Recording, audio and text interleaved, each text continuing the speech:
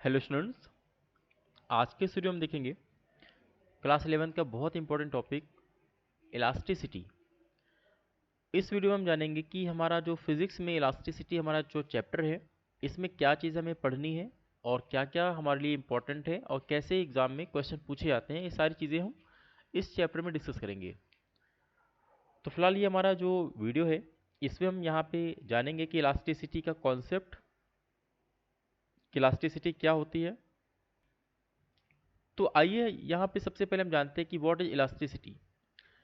तो इसके लिए आपको यहाँ पे एक चीज़ ये समझनी होगी कि डेली लाइफ में आप अपने सामने बहुत से ऐसे ऑब्जेक्ट को, सब्सटेंस को, मटेरियल को देखते हैं जिनमें आप देखेंगे कि अगर स्टार्टिंग में सपोज हमारे पास ये कोई एक वायर, फॉर एग्जांपल मैं चूज़ करता हूँ, तो आप देखेंगे कि हमारे पास स्टार्टिंग में अगर कोई ये वायर है तो ये इसका ओरिजिनल या नॉर्मल इसकी पोजीशन है। हम कह सकते हैं ये अभी अपनी नॉर्मल या इक्विलिब्रियम पोजीशन में है। बट अगर आप इस ऑब्जेक्ट पर कोई डिफॉर्मिंग फोर्स लगाते हैं, अब ये डिफॉर्मिंग फोर्स का मतलब क्या है? जो ऐसा फोर्स जो उसके स्ट्रक्चर को चेंज कर दे। ठीक है, सपोज मान लिया आपने इसमें टेंसाइल फोर्स लगा दिया, आपने इसको खींचा, तो इससे क्या होगा? इससे खींचने से दोनों साइड में इसकी लेंथ इंक्रीज हो सकती है। ठीक है, या हम कह सकते हैं कि आपने इसको कंप्रेस किया, तो कंप्रेस करने से क्या होगा? इसकी जो लेंथ है वो डिक्रीज कर सकती है। तो उस फोर्स को हम यहाँ पे क्या बोलते हैं? Deforming force. तो आई होप आपको ये डिफॉर्मिंग फोर्स एक टर्म समझना है कि डिफॉर्मिंग फोर्स का मतलब है जो फोर्स उसकी स्ट्रक्चर को, उसकी बनावट को चेंज कर दे, डिफॉर्मिंग फोर्स। अब इसके बाद यहाँ पे देखेंगे डिफॉर्मिंग फोर्स जब आपने लगाया तो उसकी बनावट, स्ट्रक्चर तो चेंज हो गया, बट अगर आप अपने डिफॉर्मिंग फोर्स को वापस रिमूव करते हैं, यानी यहाँ से जो आपने फोर्स लगाया था उसको अगर आपने रिमूव किया, तो अगर उस मटेरियल में, उस सब्सटेंस में एक ऐसी प्रॉपर्टी होती है जिससे क्या होता है, ये अपना खुद का जो उसका नॉर्मल इक्विलिब्रियम पोजीशन था वो खुद वापस उसी पोजीशन में रिवर्स आ जाए, यानी कि जैसा वो पहले था वैसे अगर हो जाता है, तो हम ये मानते हैं कि ये हमारा जो भी मटेरियल है वो क्या है? इलास्टिक मटेरियल है। और ये जो प्रॉपर्टी होती है उसको हम क्या बोलते हैं? इलास्टिसिटी बोलेंगे। तो अब आपको काफ़ी कुछ समझ में आ गया होगा कि इलास्टिसिटी क्या होती है। ये मटेरियल का एक प्रॉपर्टी है जिससे क्या होता है कि डिफॉर्मिंग फोर्स को रिमूव करने के बाद अगर वो अपनी ओरिजिनल पोजीशन में लौट के आ जाती है, तो हम ये मानते हैं कि उस बॉडी में क्या चीज़ है? इलास्टिसिटी की प्रॉपर्टी है। अब अगर मैं एग्जाम्पल की बात करूं तो आपको पता है कि हमारे डेली लाइफ में बहुत से ऐसे ऑब्जेक्ट आपको दिखाई देंगे जो कहीं ना कहीं इलास्टिसिटी की प्रॉपर्टी को फॉलो करते हैं। सपोज अगर मैं आपसे कहूँ रबर, तो रबर का एग्जांपल अगर मैं आपको दूं तो आपको अच्छे से पता है कि रबर को स्ट्रेच करने से उसकी लेंथ इंक्रीज होती है, बट अगर मैं अपना डिफॉर्मिंग फोर्स को रिमूव करता हूं तो उसकी जो ओरिजिनल लेंथ थी वो कहीं ना कहीं आपको वापस मिल जाएगी। तो रबर हमारा एक इलास्टिक मटेरियल मान सकते हैं। अब उसी तरीके से जितने भी हमारे वायर होते हैं, मेटेलिक वायर होते हैं, सब में क्या होता है? इलास्टिसिटी की प्रॉपर्टी कहीं ना कहीं होती है। तो यहाँ पे आप कह सकते हैं स्टील, स्टील वायर यहाँ पे लिख सकते हैं, यहाँ पे स्टील लिख सकते हैं। उसके अलावा और भी हमारे कई सारे मटेरियल हैं, तो इस तरीके से आप काफ़ी मटेरियल के एग्जांपल दे सकते हैं कि हाँ रबर, स्टील, समथिंग आपके हो सकते हैं। लेकिन फिर एक क्वेश्चन ये अराइज होता है कि हमारे सामने जितने भी मटेरियल हैं उन सब में सबसे ज़्यादा यहाँ पे किसकी इलास्टिसिटी ज़्यादा होती है, यानी कि उसको हम परफेक्टली इलास्टिक की, यानी कि हम कह सकते हैं। तो उसको आप याद रखिएगा, वो हमारा है क्वार्ट्ज। ठीक है, क्वार्ट्ज हमारा ये है जो सबसे ज़्यादा कहीं ना कहीं परफेक्टली इलास्टिक माना जाता है। अब ये आपको पता है कि कोई भी चीज़ 100% कभी नहीं होती है, बट हाँ ये हमारे 100% के काफ़ी क्लोज हमारा मटेरियल होता है, इसलिए हमारा ये क्वार्ट्ज। तो अगर किसी भी ऑप्शन में अगर आपसे ये पूछा जाता है कि हमारा सबसे ज़्यादा इलास्टिक मटेरियल कौन सा है, तो आपको सीधे बताना है कि क्वार्ट्ज हमारा यहाँ पे सबसे ज़्यादा इलास्टिक मटेरियल है। तो आई होप आपको इतनी बात समझ आ गई हो कि हाँ इलास्टिसिटी क्या होता है और इलास्टिक मटेरियल्स क्या होते हैं, और मैंने आपको एग्जांपल से भी कुछ कुछ चीज़ें समझाई हैं। अब आइए इसके बाद हम देखते हैं कि इलास्टिसिटी के बाद नेक्स्ट हमारा इसी का रिवर्स होता है जिसको हम कहते हैं प्लास्टिसिटी।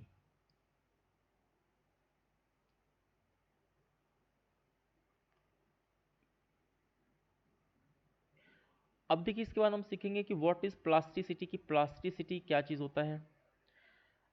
अब इसमें देखेंगे कि प्लास्टिसिटी में हमको एक चीज़ ये सीखनी है कि ऐसे भी मटेरियल होते हैं हमारे सामने जिनमें आप देखेंगे कि अगर आपने डिफॉर्मिंग फोर्स अप्लाई किया तो डिफॉर्मिंग फोर्स अप्लाई करने के बाद उनकी जो बनावट होती है, उनका जो स्ट्रक्चर होता है वो तो चेंज हो जाता है, बट उसके बाद भी अगर आप अपने डिफॉर्मिंग फोर्स को रिमूव करते हैं तो हमारे जो मटेरियल होते हैं वो अपनी ओरिजिनल पोजीशन में नहीं लौट पाते, यानी कि जैसे वो चेंज हो गए थे वो उसी शेप में ही अपने आप को ढाल लेते हैं।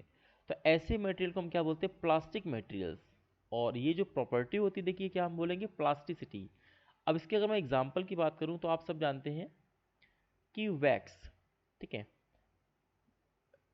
वैक्स आप बात कर सकते हैं, या फिर आप बात करेंगे कि हमारी जो क्ले होती है, मिट्टी, अगर आपकी गीली मिट्टी है, वो बहुत अच्छा एग्जांपल है किसका? प्लास्टिसिटी का। कि वैक्स होगा या फिर क्ले होगी, ये अगर डिफॉर्मिंग फोर्स अप्लाई किया गया है तो उसको अप्लाई करने की वजह से इनका स्ट्रक्चर तो चेंज हो जाता है, बट अगर मैंने इसको वापस रिमूव किया तो इसका स्ट्रक्चर चेंज नहीं हो पाता है, यानी कि उसी फॉर्मेट में ये हमेशा के लिए हो जाती हैं। इसीलिए हम क्या मानते हैं? ये प्लास्टिसिटी इसके अंदर प्रॉपर्टी होती है। और ये जो मटेरियल्स होते हैं, ये मटेरियल्स देखिए क्या होते हैं? ये हमारे होते हैं प्लास्टिक मटेरियल्स। तो आई होप अब तक आप इलास्टिसिटी क्या होती है और इलास्टिसिटी के बाद मैंने आपको सिखाया कि प्लास्टिसिटी क्या होती है, ये दो चीज़ों के बारे में आप अच्छे से समझ चुके होंगे। अब आइए जानते हैं कि इलास्टिसिटी की जो प्रॉपर्टी हमारे सब्सटेंस में होती है वो क्यों होती है, किस वजह से इलास्टिसिटी की प्रॉपर्टी को फॉलो करते हैं। तो यहाँ पे हम पढ़ते हैं कॉज, कॉज ऑफ इलास्टिसिटी। क्योंकि हमको यहाँ पे इलास्टिसिटी की प्रॉपर्टी पढ़ने से पहले यहाँ पे उसके कॉज को समझना ज़रूरी है कि ऐसा क्यों हमारे सब्सटेंस करते हैं कि डिफॉर्मिंग फोर्स को हटाने के बाद वो वापस क्यों आते हैं। तो मान लेते हैं सपोज कि अगर मैं आपके सामने एग्जांपल दूं, फिर से एक वायर मैंने यहाँ पे ड्रॉ किया, ये हमारे सामने एक मेटेलिक वायर है। तो आपको पता है कि इस मेटेलिक वायर का जो भी अरेंजमेंट होगा वो एटम से मिलके बना होगा, और आप जानते हैं कि एटम की जो पोजीशन होती है वो फिक्स होती है।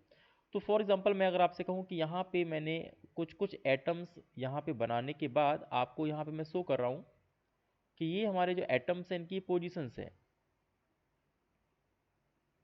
यानी कि इस समय ये हमारा कैसा है? इक्विलिब्रियम पोजीशन में ये रखा हुआ है। तो आप देख सकते हैं कि किन्हीं दो एटम्स के बीच का जो भी गैप है वो कहीं ना कहीं इक्विलिब्रियम में यानी कि फिक्स है। तो ये जो दो एटम के बीच का जो गैप है वो हमारा कहीं ना कहीं फिक्स है। अब होगा ये कि जब भी आप डिफॉर्मिंग फोर्स अप्लाई करेंगे, सपोज मैंने इसको टेंसाइल फोर्स अप्लाई किया दोनों साइड से, यहाँ पे आपने डिफॉर्मिंग फोर्स को अप्लाई किया, यहाँ से भी आपने क्या किया? डिफॉर्मिंग फोर्स को अप्लाई किया। तो डिफॉर्मिंग फोर्स को अप्लाई करने के बाद आप देखेंगे कि इसकी जो लेंथ हो इंक्रीज हो जाएगी। तो अब देखिए इंक्रीज होने का क्या रीज़न क्या है। अब आप देखेंगे कि जो हमारे मॉलिक्यूल थे इनके बीच का जो गैप है वो इंक्रीज यानी थोड़ा थोड़ा बढ़ जाएगा। यही हमारे मॉलिक्यूल क्या होंगे? पहले से थोड़ा सा दूर हो जाएंगे, ठीक है। यानी कि आप ये कह सकते हैं कि हमारा अभी अगर आफ्टर इंक्रीमेंट यानी कि हमारा जो भी लेंथ इंक्रीज हो चुकी है, अगर मैं वो स्ट्रक्चर बनाऊं तो आप देखेंगे कि यहाँ पे जो पहले हमारे एटम थे उनके बीच का अभी गैप देखिए क्या हो गया? बढ़ गया है, ठीक है। तो ये हमारा जो गैप बढ़ गया है, तो इसके बाद आप जानते हैं कि किन्हीं दो एटम के बीच में इंटर एटॉमिक फोर्स यहाँ पे हमेशा लगता है, इंटर एटॉमिक फोर्स। अगर मॉलिक्यूल आप यहाँ पे लेंगे तो इंटर मॉलिक्यूलर फोर्स आपको यहाँ पे दिखाई देगा। इस वजह से क्या होता है? ये वापस एक दूसरे को अट्रैक्ट करेंगे, यानी कि वो जो उनकी पहले डिस्टेंस थी उसी को मेंटेन करना चाहेंगे, जिससे क्या होगा? ये अगेन डिफॉर्मिंग फोर्स के रिवर्स में क्या करेंगे? एक रिस्टोरिंग फोर्स अप्लाई करेंगे दोनों साइड से। तो इन्होंने क्या किया? एक रिस्टोरिंग फोर्स अप्लाई किया, और वो रिस्टोरिंग जो फोर्स होता है उस वजह से क्या होता है कि ये हमारा जो ऑब्जेक्ट है ये अपने ओरिजिनल पोजीशन में आने की कोशिश करता है। तो वैसे मैंने जैसा कि आपको बताया कि कोई भी हमारा मटेरियल 100% तो इलास्टिसिटी उसमें नहीं होती है, तो ये हम कह सकते हैं पूरी तरीके से तो ये वापस नहीं आ सकता, लेकिन हाँ अगर ये हमारा इलास्टिसिटी की प्रॉपर्टी इसमें अच्छी अच्छी खासी है तो काफ़ी हद तक ये क्या करेगा? ये वापस अपनी पोजीशन में लौट के आ जाएगा।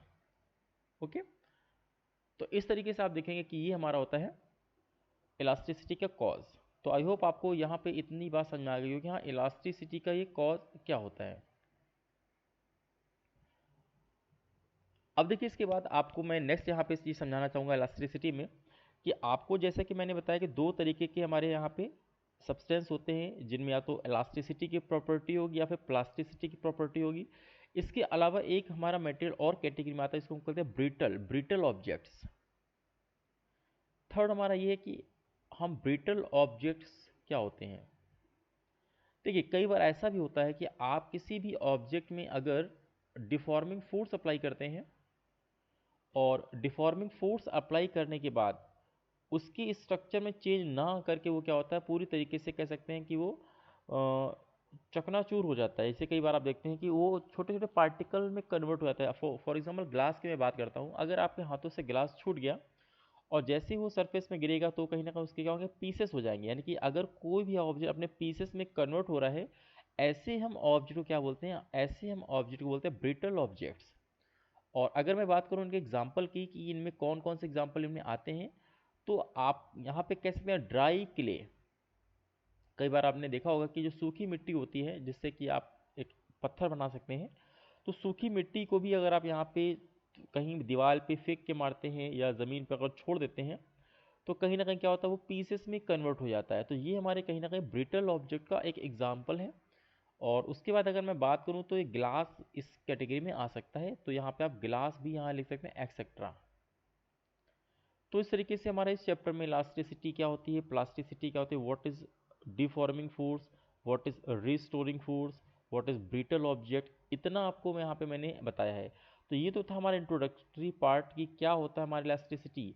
अब ये इसके बाद हम लोग को यहाँ पे समझना है इंपॉर्टेंट, जो कि हमारे एग्जाम के पॉइंट ऑफ व्यू से बहुत इंपॉर्टेंट है, और वो है हमारा पहला टॉपिक जिसका नाम है कि स्ट्रेस।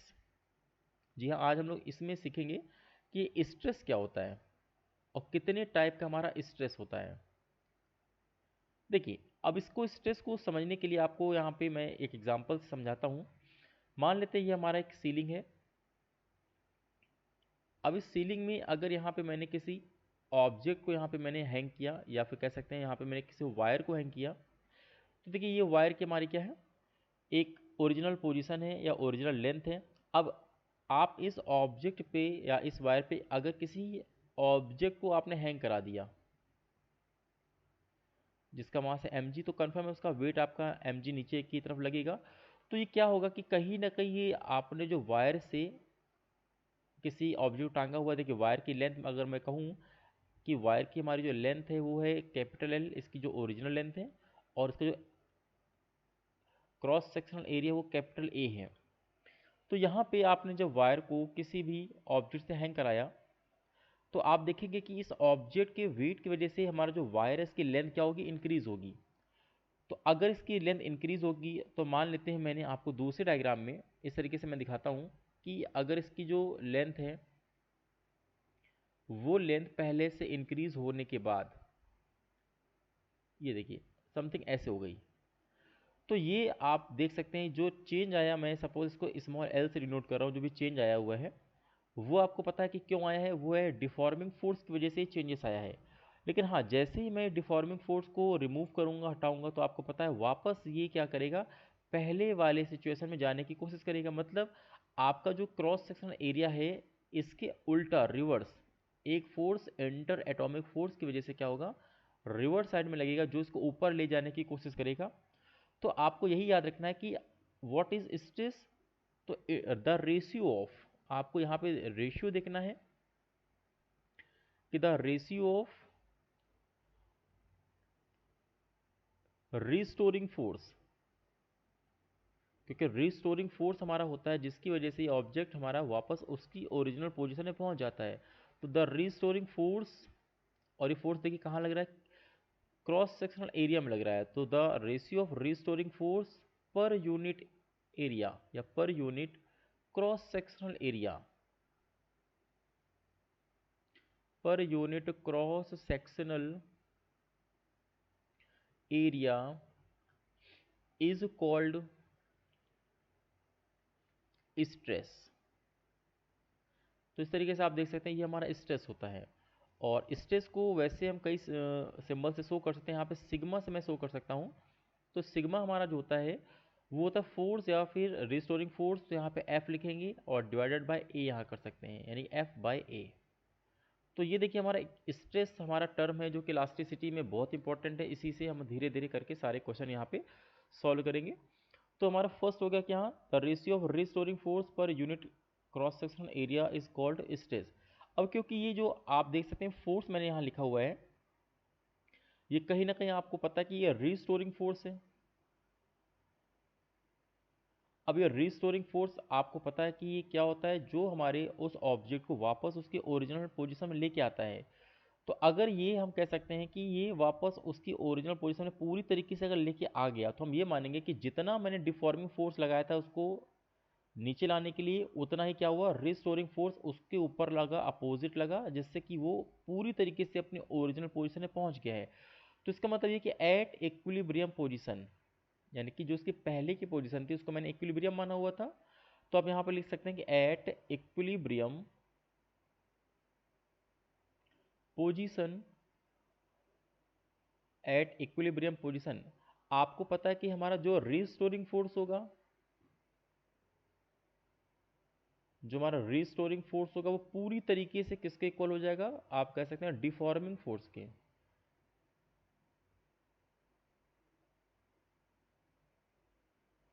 ठीक है, तो एट इक्विलिब्रियम पोजीशन जो हमारा रिस्टोरिंग फोर्स है वो क्या होगा, पूरी तरीके से डिफॉर्मिंग फोर्स के इक्वल हो जाएगा। तो इस तरीके से आप यहाँ ये भी कह सकते हैं कि जो हमारा स्ट्रेस है उसका एक और फॉर्मूला यहाँ पे लिख सकते हैं कि रिस्टोरिंग फोर्स ना कह के हम सीधे बोल सकते हैं कि डिफॉर्मिंग फोर्स हम कह सकते हैं, stress equal to deforming force. और जो डिफॉर्मिंग फोर्स आपने लगाया वो किसी ना किसी क्रॉस सेक्शनल एरिया में लगाया होगा, तो divided by cross sectional area.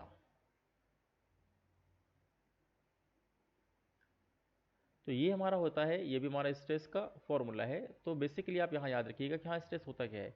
अब इसके बाद हम यहाँ बात करते हैं कि स्ट्रेस जो हमारा होता है इसका यूनिट क्या होता है, यानी कि S I unit of stress, S I unit of stress. तो जैसे कि आप जानते हैं कि स्ट्रेस इक्वल टू होता है फोर्स अपॉन एरिया, और फोर्स का आपको मालूम है कि हमारा जो यहाँ पे यूनिट होता है वो होता है न्यूटन। तो यहाँ पे आप सीधे लिखेंगे न्यूटन,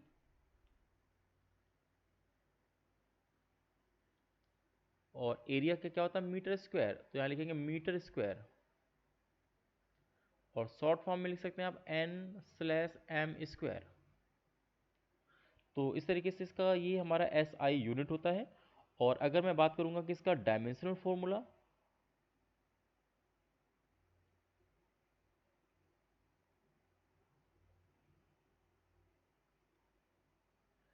तो देखिए डायमेंशनल फॉर्मूला भी हम क्या करते हैं, इसी को हम फॉर्मूले से ही निकालते हैं या कैलकुलेट करते हैं। तो आपको पता है कि न्यूटन यानी कि फोर्स, फोर्स का हमारा जो डायमेंशनल फॉर्मूला होता है वो आप जानते हैं कि एम एल टी की पावर -2 होता है। और क्योंकि यहाँ पे एरिया से हम लोग डिवाइड कर रहे हैं, यानी कि एरिया का मतलब एल स्क्वायर, तो उस तरीके से आप देखेंगे कि हमारी जो उसकी जो डायमेंशंस बन के आएगी वो आपको दिखाई देगा कि एम एल की पावर -1 और टी की पावर -2, ये क्या हो जाएगा, इसकी डायमेंशनल फॉर्मूला हो जाएगा। तो इस तरीके से दो चीज़ें आपको याद रखनी है कि एस आई यूनिट हमारा जो होता है स्ट्रेस का वो होता है न्यूटन पर मीटर स्क्वायर, यानी कि एन स्लैश एम स्क्वायर। और जो इसका डायमेंशनल फॉर्मूला होता है देखिए वो क्या होता है, एम एल की पावर -1 और टी की पावर -2। तो इस तरीके से इसका डायमेंशनल ये फॉर्मूला होता है। अब इतना होने के बाद, अब आपको ये जब इतनी चीज़ें मालूम चल चुकी हैं, अब यहाँ पे नेक्स्ट हम यहाँ देखेंगे कि स्ट्रेस हमारा जो होता है वो कितने टाइप का हो सकता है, यानी कि टाइप्स ऑफ स्ट्रेस।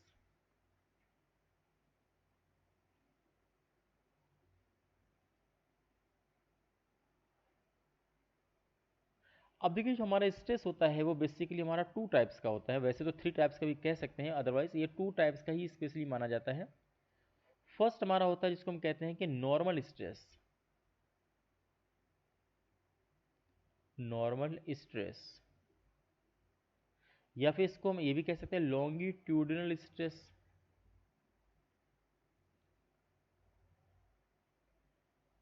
अब देखिए स्ट्रेस से क्या होता है, ये हमारा स्ट्रेस ऐसा होता है जिसमें फोर्स हमारा क्या होता है, क्रॉस सेक्शनल एरिया के परपेंडिकुलर अप्लाई किया जाता है, ऐसे में हम इसको बोलते हैं नॉर्मल स्ट्रेस। दूसरा देखिए हमारा होता है टेंजेंशियल, टेंजेंशियल स्ट्रेस। और इसको हम एक नाम और है, इसको उससे भी हम जानते हैं, जिसका नाम है कि शेयरिंग स्ट्रेस। Sharing stress. और ये स्ट्रेस देखिए क्या होता है, इसमें हमारा जो भी डिफॉर्मिंग फोर्स हो या फिर रिस्टोरिंग फोर्स हो, वो कहीं ना कहीं क्रॉस सेक्शन एरिया के क्या होता है, पैरेलल होता है, इसलिए इसको हम क्या बोलते हैं, टेंजेंशियल स्ट्रेस। इसको हम आगे आने वाले वीडियोस में डिटेल में समझेंगे और डिटेल में से कॉन्सेप्ट को जानेंगे, जिससे हमारे न्यूमेरिकल प्रॉब्लम भी या फिर हमारे जो भी क्वेश्चन आते हैं एग्जाम में, वो हमसे बहुत अच्छे से यहाँ पे सॉल्व हो जाए। तो इस तरीके से मुझे पूरी उम्मीद है कि आपको वीडियो ज़रूर समझ में आया होगा कि हाँ कैसे हमारा इलास्टिसिटी का कॉन्सेप्ट होता है, कैसे उसको हम यूज़ करते हैं। तो मिलते हैं नेक्स्ट वीडियो में, तब तक के लिए बहुत बहुत थैंक यू।